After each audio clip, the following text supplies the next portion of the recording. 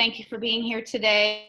As I mentioned in the beginning, my name is Caroline Cummings. I'm the Executive Director of Oregon Rain, but I also am an entrepreneur myself. I have been the co-founder and CEO of 2 tech companies, and I've raised $1 million in capital myself, and I've helped several other companies raise millions of dollars in capital.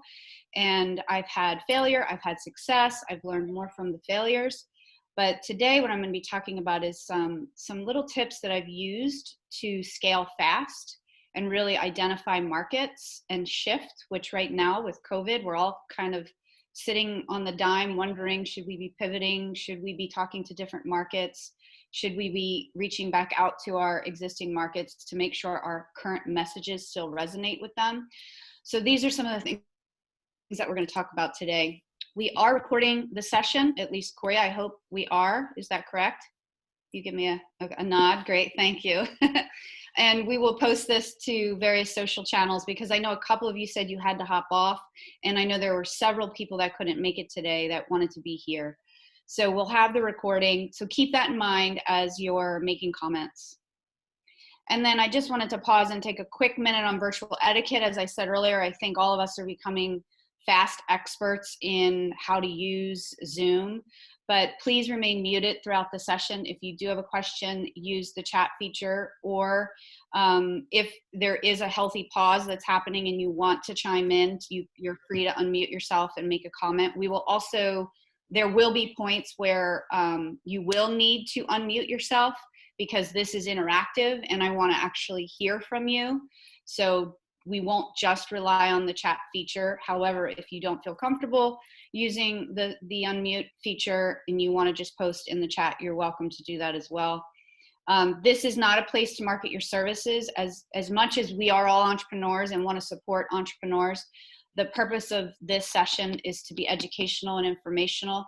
However, if you do have services that you think would be helpful to others on the call, please reach out to me personally, caroline@oregonrain.org, or one of the team members on the session. They'll have Oregon Rain after their name.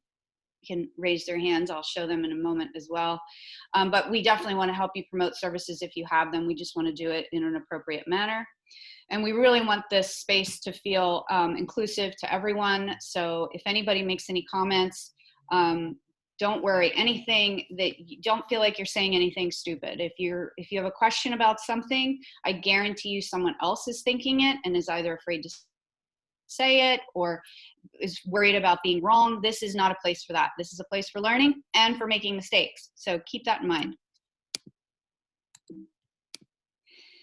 And many of you know who we already are, so I'll just do this fairly quickly. Our mission is to partner with Oregon communities, and we really do 3 things. We're going to catalyze entrepreneurial ecosystems, and right now it's really working with communities to make sure that we can rebuild some of the entrepreneurial economies from all the closures and the economic crisis. We connect entrepreneurs to resources, especially overlooked entrepreneurs, which would be rural entrepreneurs, people of color, people with disabilities, and then also just overall contribute to the creation of prosperous economies.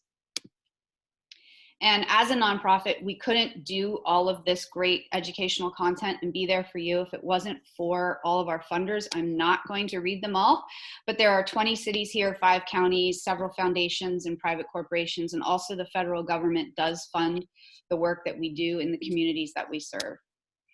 Today, I just want to highlight one of our awesome community partners, the City of Sweet Home, who's been a phenomenal partner of ours. Today, we are fortunate to have Blair Larson with us on the call. He's the Community and Economic Development Director for the city, and he just wants to take a couple of minutes and talk about what the City of Sweet Home is doing, why they're investing in programs like ours, and deliver some inspirational messages for you. So Blair, I'll turn it over to you.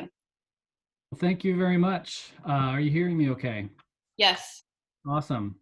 So here in Sweet Home, we are doing whatever we can to help make our city an environment where entrepreneurship and small business can succeed. So one of the things that we've done is, my position is actually relatively recent. I'm our dedicated, basically, economic development director. I do cover community development as well, but economic development is my focus. And I am the primary point of contact for all business needs in the city. I meet directly with business owners and entrepreneurs, and I can get their needs in front of the city manager and the city council when it comes to any changes we need to make here in the city. And I've been able to develop a pretty good relationship with the city manager and the council. And I can tell you that they're very interested in doing whatever they can to make us a good fertile ground for business. Now, with COVID-19, obviously, we've been focusing on different things than normal. And most of that focus has been on making sure that our businesses here in town are connected and know really what resources are out there, so that they know that they're not alone, that we're all in this together, and we are do whatever we can to support them. But I also assist businesses with their needs when it comes to locations here in town, land use regulations, utilities, etc. So whatever the needs are, we want to make sure that we are addressing them, because we know that the city itself can't make businesses. We can't create jobs. We can't create entrepreneurs. We need you guys to do that. But we can provide a fertile environment where you have everything you need for you to succeed and thrive. One of the reasons we've invested in Oregon Rain is that our staff doesn't have the expertise and the capacity to coach entrepreneurs. We that's just not our business. It's not what we do. We know what we do and we do a good job at it, but when it comes to forming these businesses, it's not our place to do that. And so what better place to find that than people who have done it before, people who have the know-how and who can coach others to come along and do what they've done, with different businesses. Now, we're really appreciative of them. And Corey has been our main contact with Rain here, and he's done a great job. I know I can trust him with any referrals that we send to him, because they'll get A+ treatment. They get the coaching they need, and all the things that they haven't really quite thought of, he brings up. So I encourage you to reach out to whoever the coach is for your area, and get whatever assistance you can.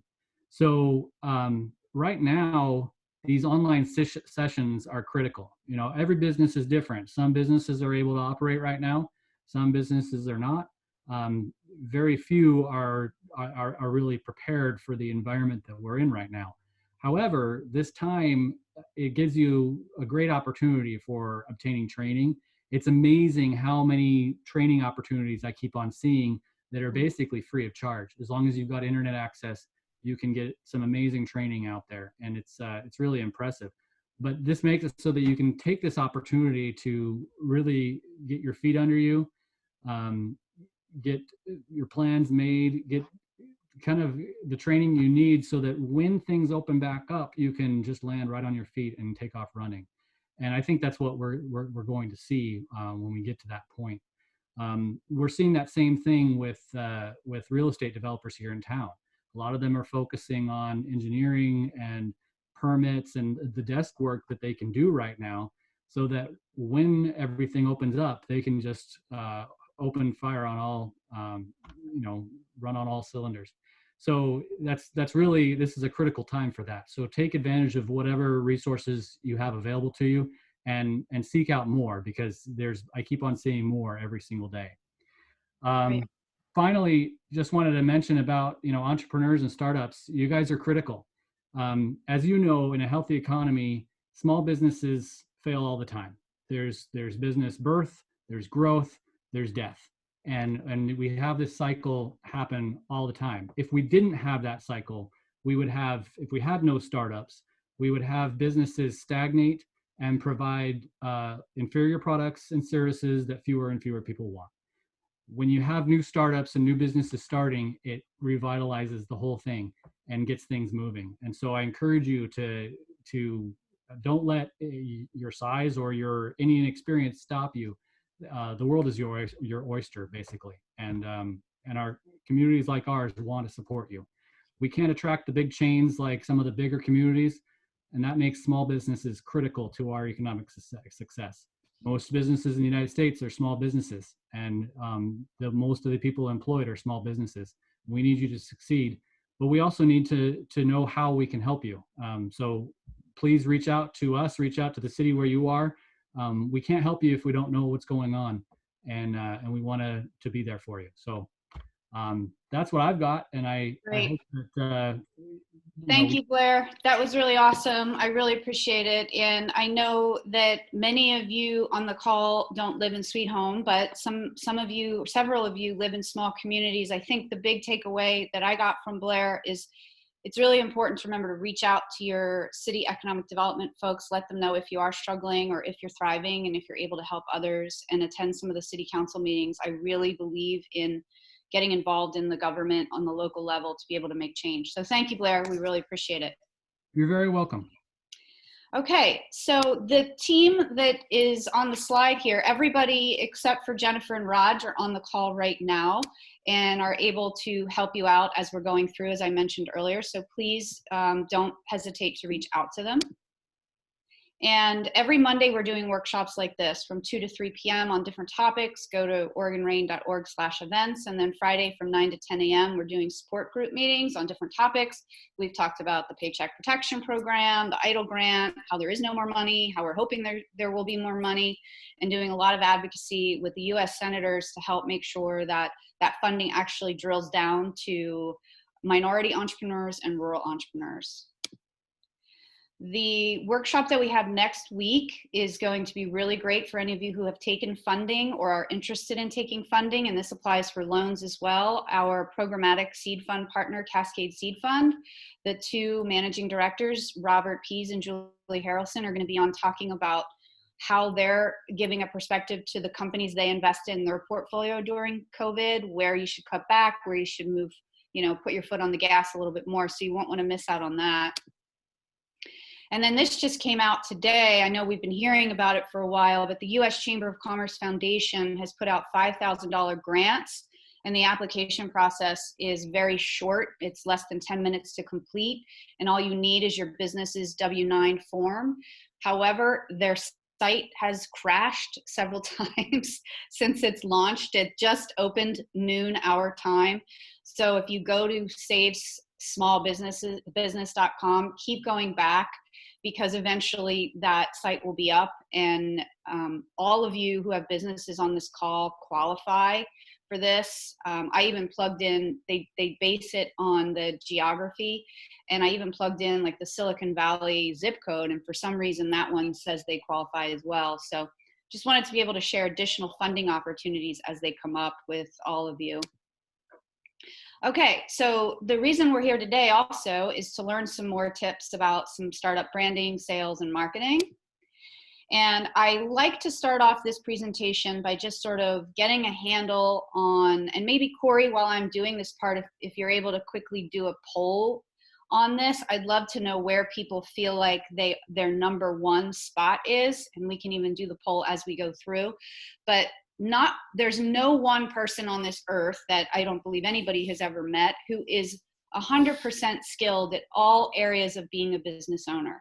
And it's really important to know which hat or hats you wear. I know of folks who fit in 2 or 3 of these categories, but no one is phenomenal in all 5.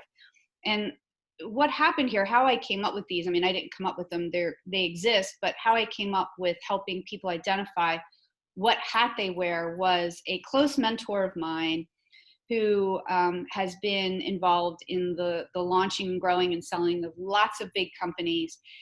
He and I were out having a drink together, and I said, hey, Mike, why don't we do a startup together?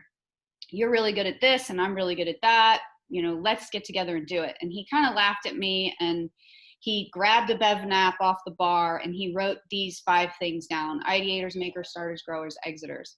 And he said, I don't have the stomach for this bottom part.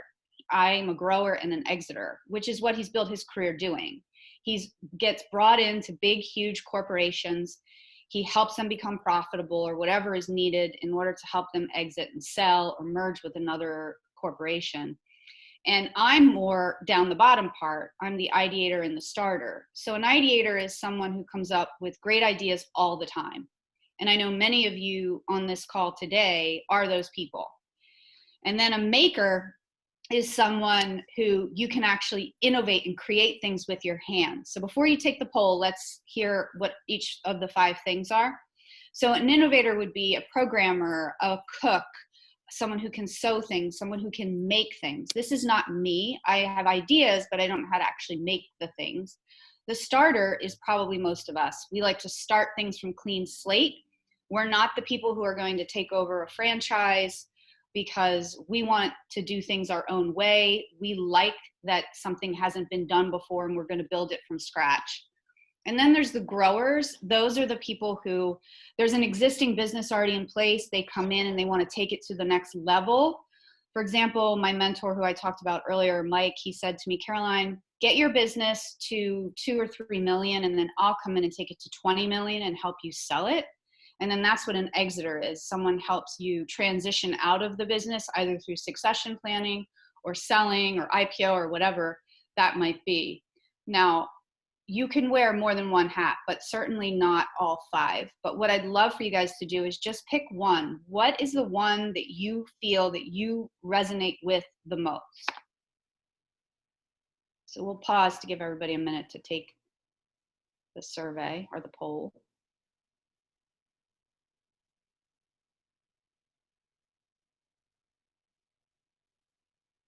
Okay, I'm not surprised by starters being one of the largest categories. Great. Okay, it looks like everybody took that. No surprise here.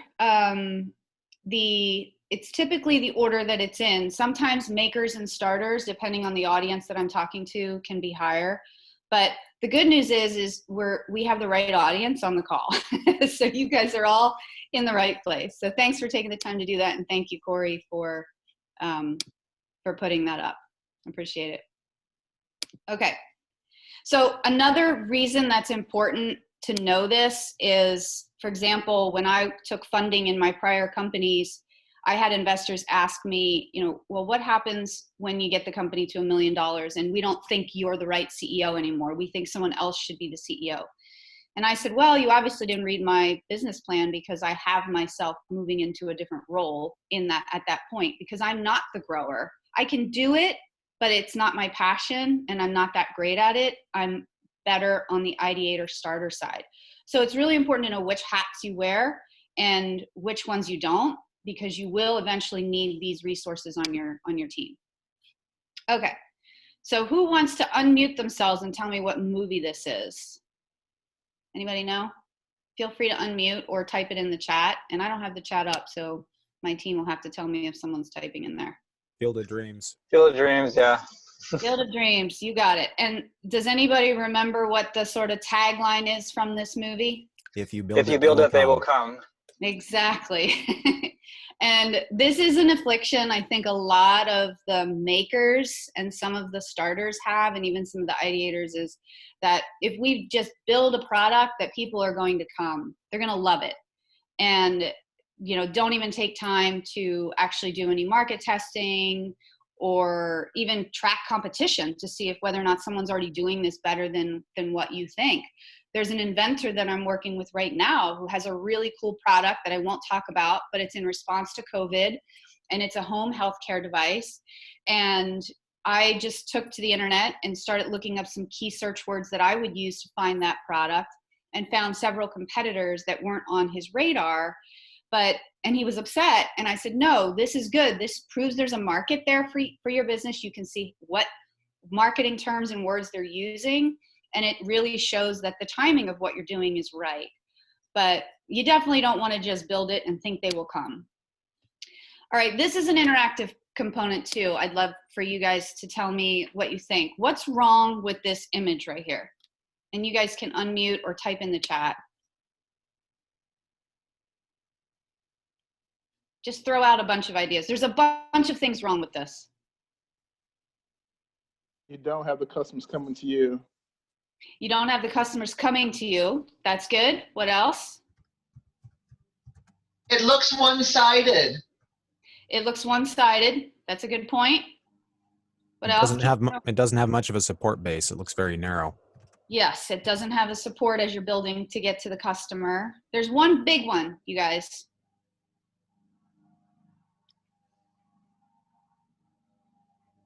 All of these little people here should be building this product on this stand that says customer. they're building the product towards the customer. The first person had said that the customer is not coming to them, right? Because what if you build these little puzzle pieces and you get to that island and they say, well, we didn't want purple puzzle pieces, we wanted green puzzle pieces. And you've already spent all this money and time. It doesn't mean your idea is bad. It doesn't mean your product is bad. It's just that you might be building something that the consumer doesn't want or they already have. So you really want to make sure that you include your customers when you're doing your research and your development, because they're going to help inform your marketing and your sales. So this is a process that I implemented in all the companies I've ever started or worked in on the marketing and the sales side, and especially working with product developers, is this alert approach. To ask the customer what they think before you build the product, before you launch the product. Include them in it. Listen to what they say. Implement what you feel. You have to trust your gut too. Like, being an entrepreneur is 80% gut, 20% facts and research. Whereas when you work for someone else, they want the other way around. They want 80% research and 20% gut. So you have to be able to trust what you think the market really wants, and then reward them, and not with money. Do not pay your customers with money for being beta testers or anything like that, because it'll turn your relationship into a job. You want to reward them with either first access to products or services, or including them in launch parties or whatever's relevant for your business. And then, of course, thank them. I've been involved as a beta tester for probably 50 companies in the last 4 or 5 years. And I can count on one hand how many have actually thanked me for being involved in that process. It's a step most people skip over, and it's a really important step, because every aspect of this process is communicating your brand out to your customer base and to your partners. Now, this is a Bible that is read by a lot of entrepreneurs. I hope that everybody on this call has either read it, or you can get the free PDF online, the Lean Startup, and it's really a great process, even for services, not just product companies, because it focuses on the MVP, the minimum viable product. And this is a concept that every company should be using and reevaluating right now. So if you have a service or a product, and for some reason you're struggling with getting people to respond to you, even if people aren't buying right now, but if you're reaching out to them as you should be, to say, you know, hey, hope you're doing well. Here's what we're doing to keep things going. This is an opportunity for us to check in with you as a potential customer or a customer. Are we still doing things right? And then you can pivot and you can create some new products, so that you're not spending a ton of money up front before you actually build a viable product. And that's really your early market validation, right? So most people think that, like, I'm a really good salesperson. Like, at the end of the day, if you ask me what is one of the things that I could do for anybody's business, is I could come into your business and I could learn about your product and sell your product. And what's key about the successes that I've had $1 million sales, several 6-figure sales. The key is that, one, selling is listening, first of all. And then secondly, you shouldn't be selling your product and talking about the product. You should be telling a story. So for example, in my second company, we were mobile marketing in the real estate industry. And I was able to get myself up on stage in the middle of Times Square in New York for the largest real estate brokerage conference, arguably in the world, but certainly in the United States, where there were thousands of real estate brokers in the audience. And they were all there to learn about new tech. And we had this cool new technology that we were selling. And I was watching all the people get up and do their sales pitches to this group. And they were all showing their gadget and their widget, and they were using all the tech terminology. And I got up and I just told a story about a realtor who, you know, the average real estate person only sells about 12 deals a year. And that translates anywhere between 50 and 110 grand a year, depending on the deal flow. So, you know, it's not a ton of money, and there's a lot of work that goes into real estate. And because of several real estate agents using our technology, which only cost them $100 a month to use, they sold on average 4 more homes a year, which translated into $20,000 to $30,000 extra revenue, which is significant. It was the first time ever at a conference where I was selling a product that I had people lined up with credit cards to buy our technology. And I never even talked about the technology. I didn't give the details or the specifics about the technology. I told the story of what the problem that we were solving in the marketplace. So that's something, you know, the venture catalysts who are on the call with me, we do workshops just on that, on storytelling. So let us know in the comments if that's something that you would like to learn more about, the art of the storytelling. And part of telling the story is you really have to know what words to use, because believe it or not, there's a lot of companies that own certain words in the minds of the consumer. Every year, there's an organization who puts out a report called TOMA, Top of Mind Awareness.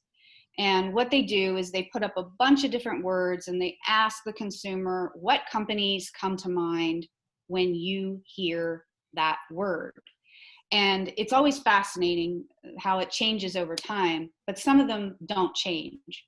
And you really do want to think about what word you want to own in the mind of the consumer.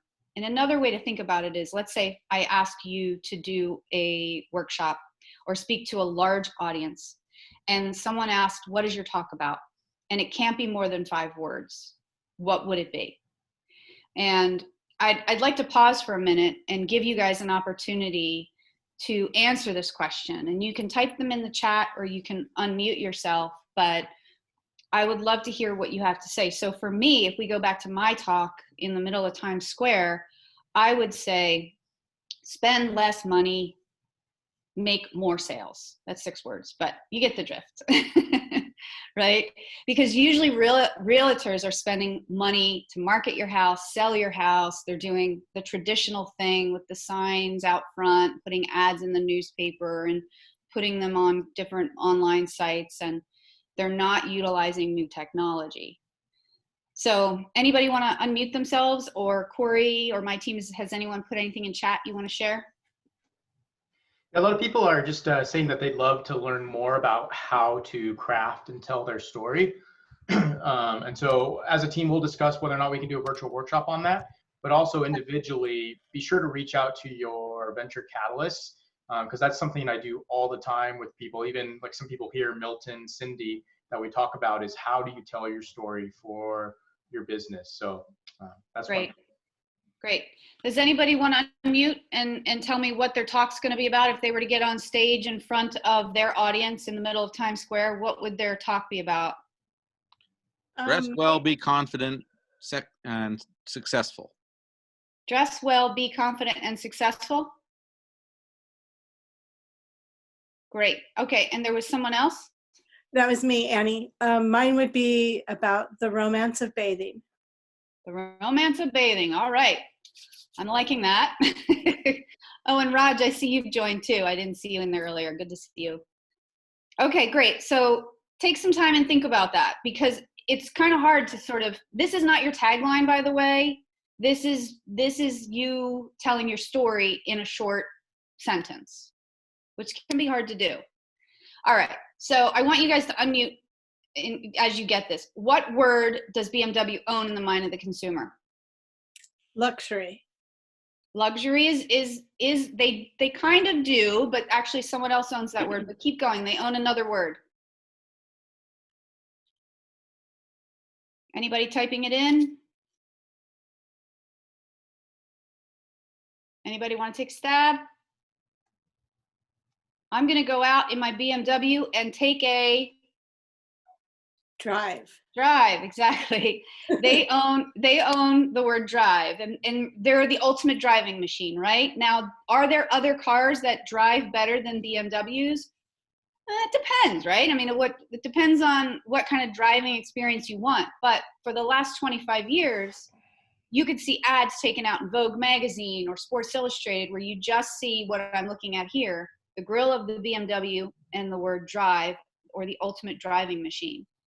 So you can see that this is the feel, and every story they tell has to do with driving. This one's easier. Volvo owns the word. Family. Family's a good one. Safety. Safety, exactly. So they own the word safety. Now it's kind of funny, like I know I have a lot of friends who have driven sort of, sporty, fancy cars. They got married, they have kids. Next thing you know, they're trading in their car for Volvo. And when you say why, like, well, it's safer. And then you can actually look and find that the data on it shows that the car they got rid of was actually safer, but for some reason they have a brand story about Volvo that they own the word safety. So I'm showing you these because these are some obviously big companies, but I want you to think about a word that you want to own. All right, for those of you who go to the Four Seasons hotels and travel around the world and are globetrotters, what word or words does Four Seasons own? Expensive. Expensive is one, but what do you get for that money? Comfort. Luxury. Comfort, luxury, exactly. Okay, so service and luxury. So even though luxury is one thing they do own, but there's nothing like the service that you get at the Four Seasons, whether you're in Cairo, Egypt, or you're in, downtown LA or wherever you are, if there's a Four Seasons, their branding experience is 100% about making you feel like you can relax, let go, and have excellent service. And there's a ton of stories I could tell you about that as a customer of theirs, but they own those words. Okay, so you're building a company or you're running a company. People think, oh, well, I'm sort of creating a widget. Well, no, it means you're obviously selling things, and it means you need to build a brand. I use an example of one of my best friends from college, Chimamanda Adichie, who many of you may have heard her TED Talk. She has an excellent TED Talk called The Danger of a Single Story, and one that is We Should All Be Feminists. And Beyonce took a piece of her We Should All Be Feminists TED Talk and actually put it into one of her songs, which won, is it a Grammy that you win in music? I don't even know. She won some big award for it. And the reason I mentioned Chimamanda is I remember in college, she was writing books. She had already published a book of poems, and she's an incredible writer. But her books in her early career weren't selling. And she finally got an agent who said, Chimamanda, do you want to write books or do you want to sell books? Because the answer needs to be you want to sell books. If you want to write books and you want them on your bookshelf and you don't care about that, then that's one thing. But even authors have to think about words they're using, phrases they're using. They have to think about the format they're putting them in. If they're targeting youth, if they're targeting academics, if they're targeting business owners like us, there's a certain formula that they have to follow. And every business has one of those formulas. And your financials really inform a lot of that based on your assumptions. So know that you're not building a company. What you're doing is you're building a brand. And now's a good opportunity to actually take a look at your brand to see, does it still resonate in the current climate? And really kind of know what those words are that you want to own and how you want to defend those words, because you darn well know there's a ton of other car companies, automobile makers who create safe vehicles. But take the time tonight, tomorrow, whenever, and ask your friends which car comes to mind, which brand comes to mind when you say, I want to buy the safest vehicle. And I bet you the majority of them will come back saying Volvo. Okay, so I'm not going to go through each one of these, but this is something that's really important for you, an exercise for you to do every year in your business, because you want to think about who you want to be the go-to for. What's the niche that isn't being filled that you want to fill? And if you're currently filling a niche, are you filling it correctly? How do you know? Go back to alert. Go back to asking your customer again. Just because you realize you found a market doesn't mean you just forget about them. You have to keep going back. Otherwise, your competition is going to come in. And you have to constantly be differentiating yourself. And that's done through storytelling, not through pushing product. I can't say that enough. I even see big companies, we all get these Facebook ads, we all get the remarketing online, and I'm constantly criticizing their ads because so many of them focus on the product, not on the story. All right, another interactive piece, you guys, and I'd love to hear from some different folks too. Let's get people who are not speaking to speak right now. Who owns internet videos? YouTube. YouTube, exactly. Even though there's plenty of other online sites who do internet videos, but for the most part, that's the one that comes to mind for everybody. What about streaming videos? Twitch. Who was that? Sorry. Twitch. Twitch is one. Okay. Netflix. Netflix. And there's one other one that's really big. Amazon. Amazon. You got it, my friend. Good job. All right. How about home improvement? Home Depot. Home Depot. Greta, what were you saying? Same. Home Depot. Who else? Lowe's. Lowe's. Okay. How about the people from the Eugene Springfield area? Who owns home improvement? Jerry's. Exactly. Now, here's something interesting about Jerry's Home Improvement. In that TOMA study that comes out every year, all across America, everybody picks either Home Depot or Lowe's, except for the Lane County area is the only one that has a different response, and they say Jerry's. And if you want to study how a brand has been built and differentiated and how they compete against these large international home improvement organizations, just take a look at the way they run their business. They are loyal to their customers. They know their customers' names. They do a lot of things differently than the biggies do, but they look the same from the outside. They look the same from the inside. So it's really intriguing how they are different. And then who owns Organic Market? Whole Foods. Whole Foods. What's another one? Natural grocers now.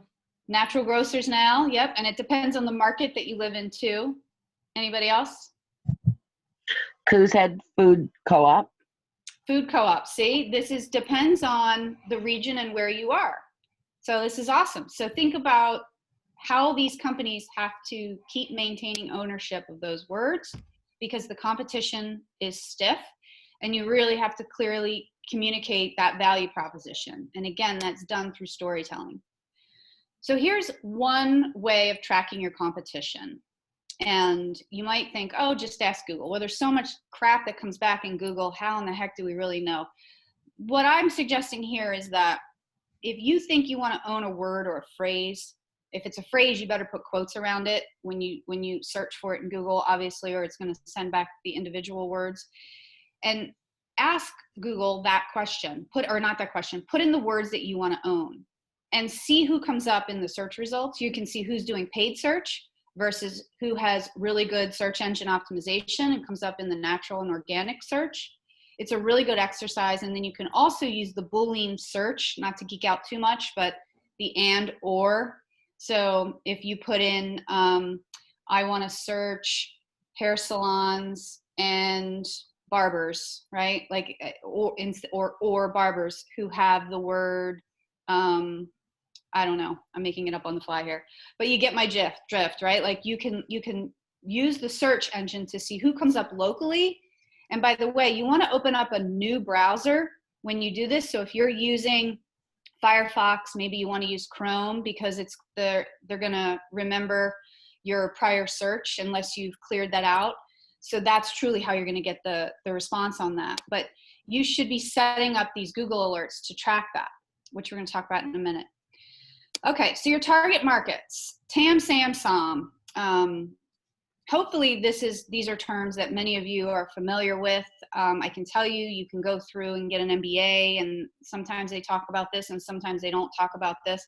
But essentially your TAM is your total available demand for your product that exists in whatever your market is. Your market could be your community, it could be your state, it could be the world.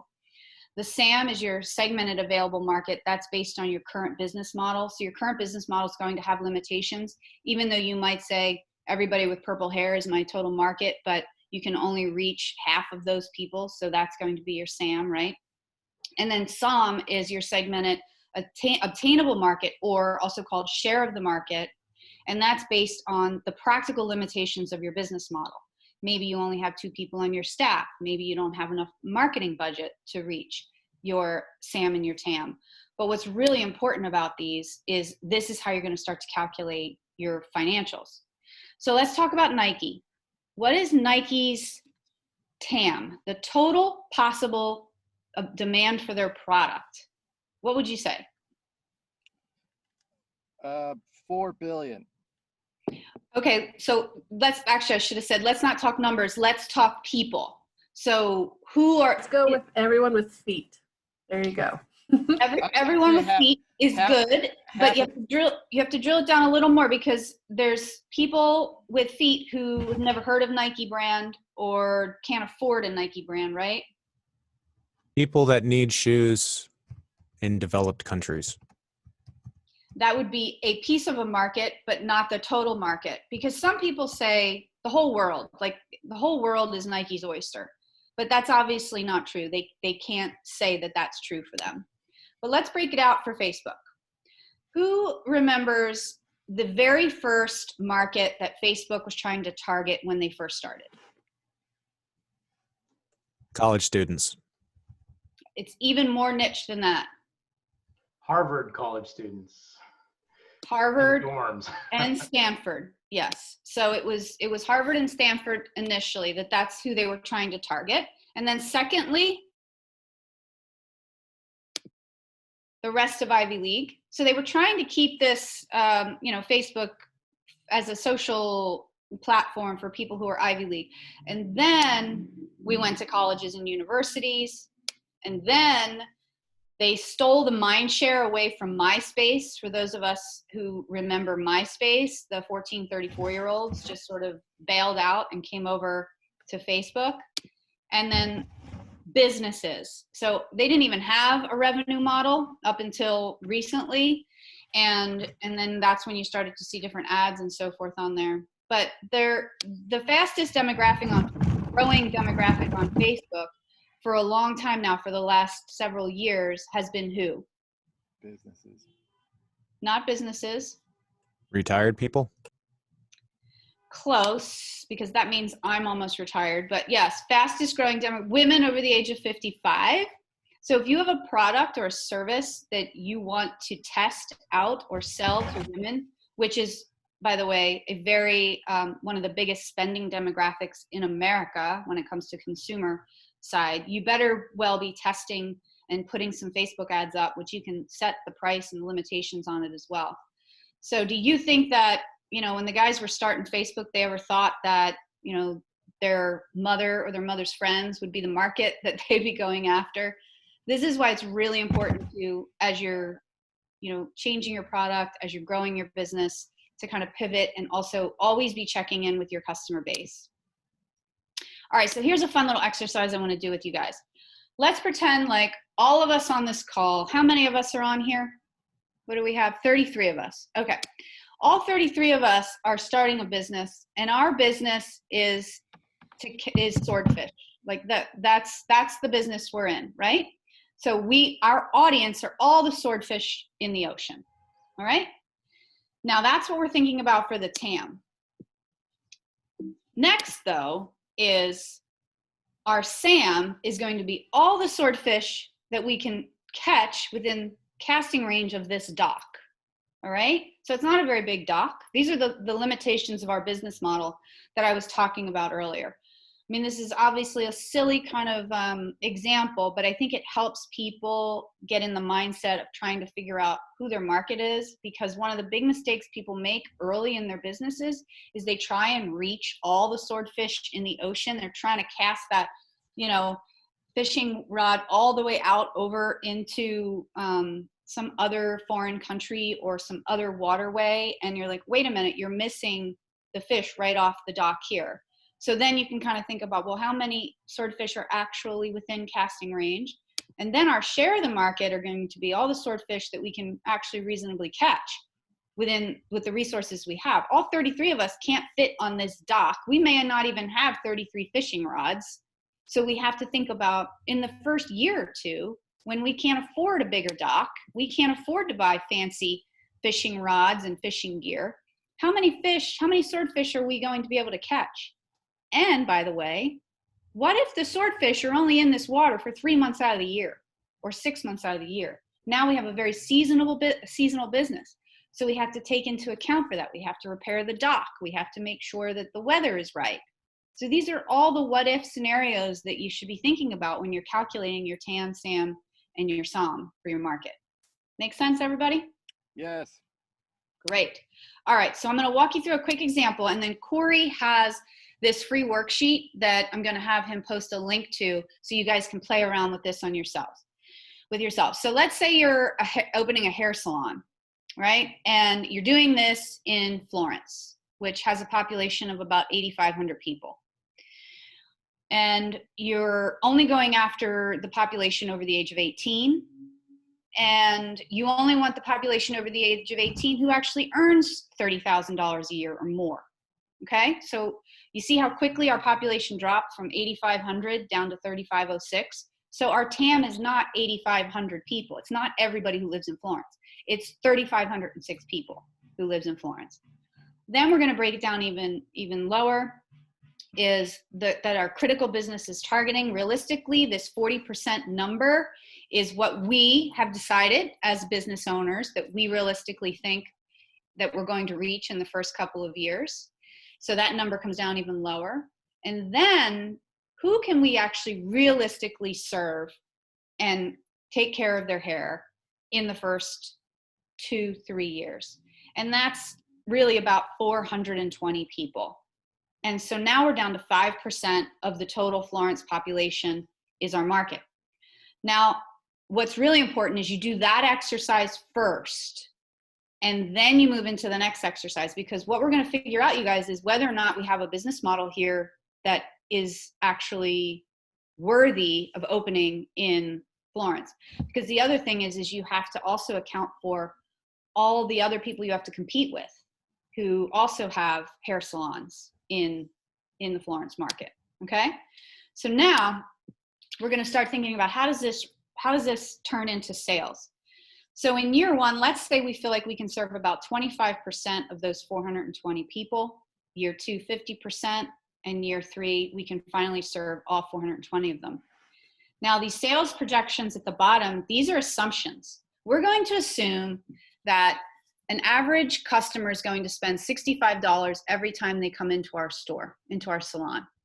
And we're also going to assume they're going to come in 4 times a year. Now, obviously, you get some who come in once, some who come in 12, but on average, we also did a little research to find out that's about right. And that customer is going to spend with us about $260 a year. Now we come over to the pink section, which is the annual sales projections. And this is how it calculates into revenue. 27,000 the first year, 54, 109. Now I want to ask you guys a question. If it costs us $30,000 a year to run this salon, who thinks we should open it or not? Okay. Is that standard cost or would that increase? Yeah, That's a good question. Let's just say right now, for sake of argument, it's a standard cost. It's worth opening because of your second and third year. Okay. You might not make it to the second or third year though, because you just drop $3,000 in the first years. But yeah. Right. So we lost some money in the first year, but most businesses lose money in the first year or two, especially small businesses. So what else could we do, you guys, to keep this business model, but let's do this poll real quick.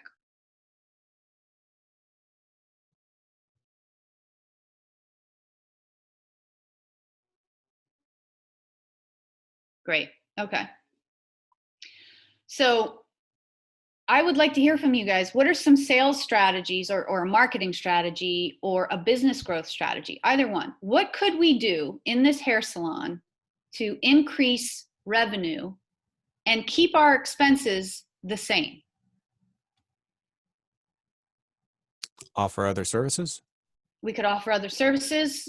What's one big business model that salons do? We're the owner of the salon. You guys are all the investors. I'm the one in there cutting the hair.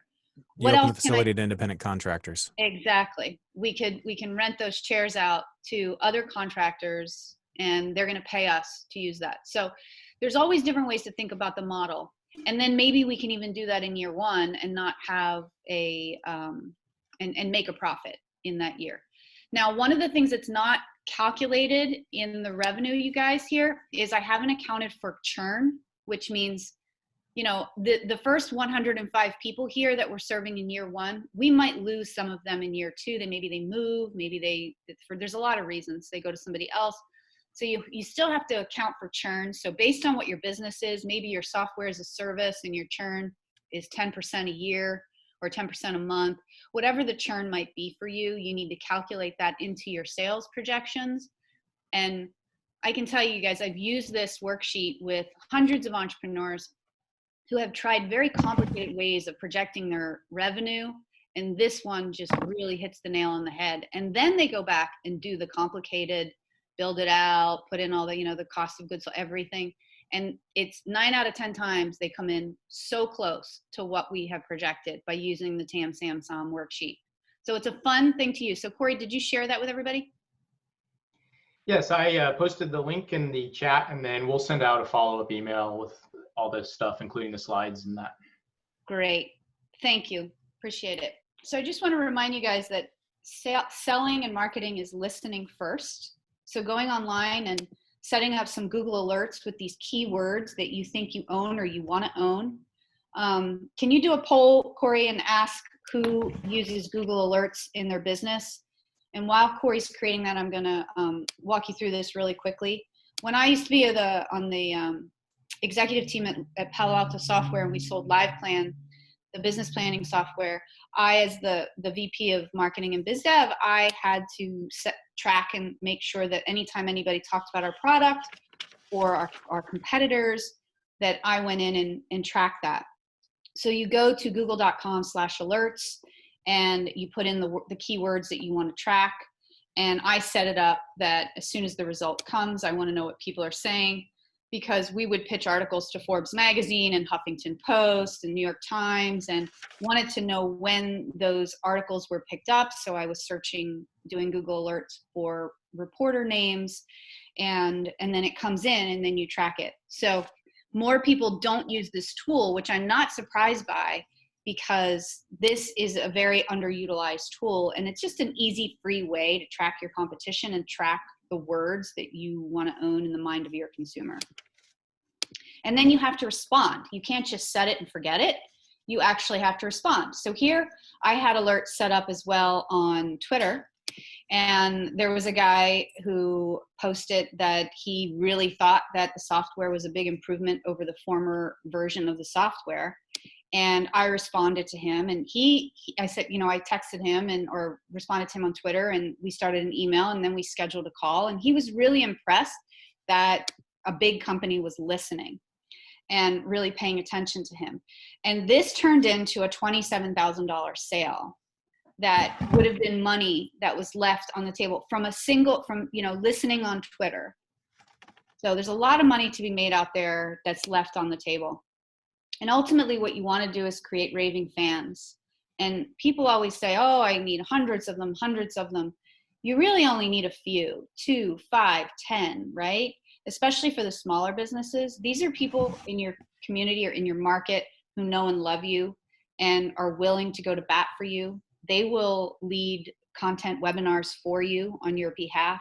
They will respond when people say bad things about you on Facebook or Twitter or wherever it might be. These people feel so much ownership and excitement over what you're doing because, remember, you followed alert and you included them in the process from the beginning. And I mean, this is really what you're trying to do, is establish a vision for who you want to be and what you want to achieve. So as we're coming to a close, I want to quickly share one more tool with you guys, Back to 4 Seasons. What they do really well in their storytelling is on their website, they say who they are. And you're going to see a lot of verbs and adjectives on this page. And we don't have time for you guys to actually fill out the full, I do a little fun, Mad Lib of this where you fill in your own words, but we're going to just take the top section and have you guys focus on that. So in the last few minutes that we have here, I'd love for 1 or 2 people to chime in and fill in what you're doing. So we have chosen to specialize within the what industry, by offering only exceptional blank. Our objective is to be recognized as the company that what?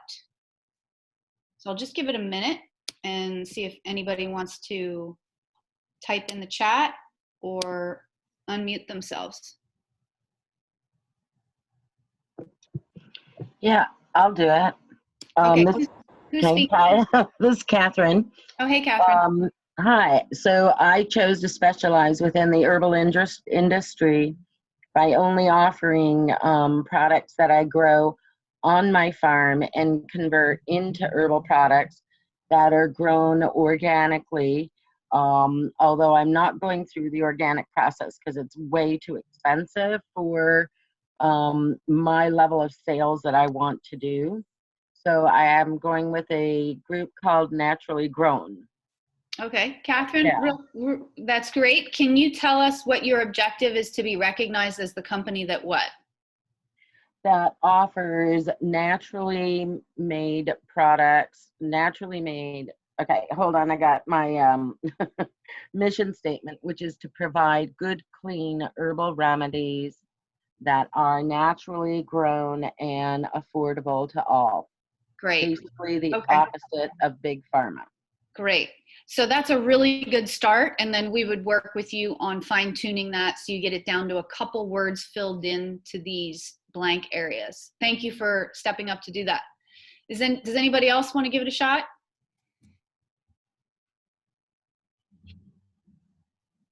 So someone posted in the chat, this is from Sarah. We have chosen to specialize within the recycling industry by offering only exceptional candles. Our objective is to be recognized as the company that makes and sells and recycles wax and candles. Awesome. Perfect. Nice job. Great. Okay, so we will move forward because of sake of time. But again, I can't remind you guys enough how important it is to reward those who already love you. You know, you all have customers who already buy from you, or if you're just launching, who are already giving you feedback. Now's a good time while we're all just sort of hunkering down, even though many of us are obviously still working really hard from home. But just take a day to use it as your gratitude day to send thank you notes. Or I've been recording audio messages and sending them to people who fund us, and it's being received really well, especially when we get these long emails. So consider doing that as you're going, and keep delivering on the service that you have. So that's the end of the session, you guys. I hope we get to see you on next week for when we have the funders that are coming around. We are going to keep it open, though, for some of you who want to stay on and ask any questions at all. But if anybody wants to sign off, they can now. I'm really excited that you guys showed up. I hope you got value out of this. I could create, like, each slide could drill down into its own workshop. So for those of you who want to hang on and ask some questions, please feel free, or offer some advice.